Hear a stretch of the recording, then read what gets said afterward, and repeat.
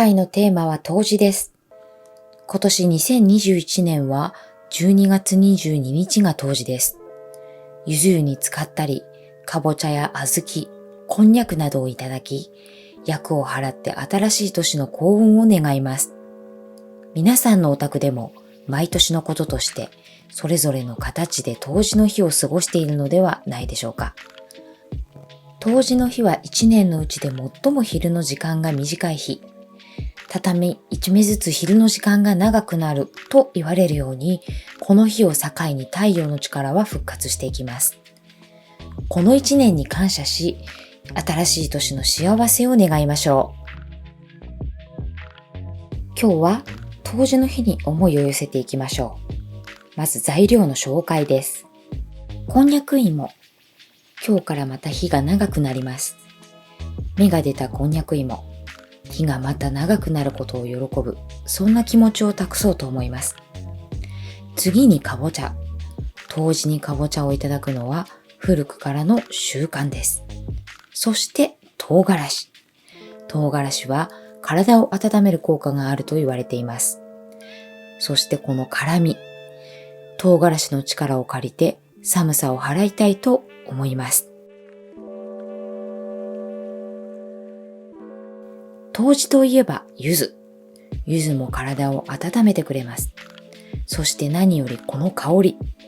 食事でもお風呂でも手軽に楽しめて幸せな気持ちにしてくれます。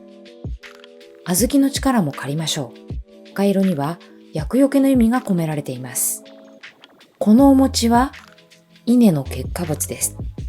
一年という一つの周期をお餅で表そうと思います。同じ行いを毎年行うことを行うことで自然の恩恵に気づいたり、大いなる力の存在を認めたり、そうすることで心を高める。年中行事は日本人の心の文化の結集とも言えるように思えます。私たちは物に思いを寄せて目に見えないものと向き合っているのかもしれません。冬至の日にしていることを一番簡単に言うとしたら、厄払いということではないでしょうか。冬至の日に食べるかぼちゃ、小豆、こんにゃく、そしてお風呂に浮かべる柚子。これらは体を温めるということが一つキーワードになっています。言い換えれば、寒さを払っているということになります。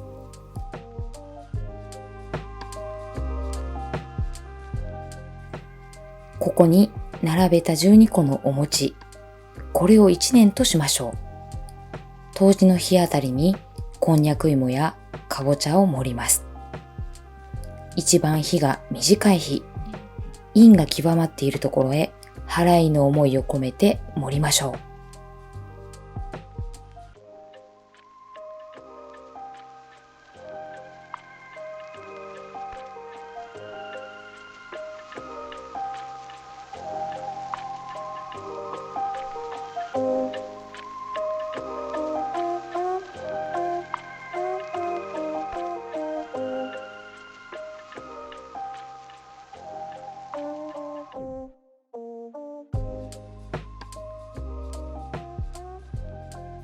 一陽来復。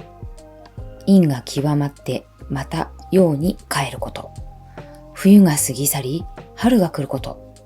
新年が来ること。天時で悪いことが続いた後、ようやく幸運へ向かうことを意味する言葉です。まさに冬至そのものとも言える言葉でしょう。この小豆は太陽の働きになぞらえます。冬至からわずかに日が長くなる様子、時を表しましょう。そういえば、冬至正月という言葉、耳にしませんか？なぜ冬至正月というのでしょう？正月とは、年が改まる時のことを言います。私たち日本人にとってお正月とは、晴れやかな気持ちになる特別な節目でもありますね。陰が極まって陽に転じる日。冬至に正月という言葉を付け加えたのは、春を待ちわびる思いを託してのことなのかもしれませんね。では、和の暮らしを楽しむチャンネル、12月冬至はここでお開きにしましょう。次回は運盛り、一年の結びに幸せを願う形を見つめましょう。本日もご視聴いただきありがとうございました。日本っていいなと思った方は、チャンネル登録とグッドボタンをお願いします。それでは和の暮らしを楽しむ皆さん、ごきげんよう。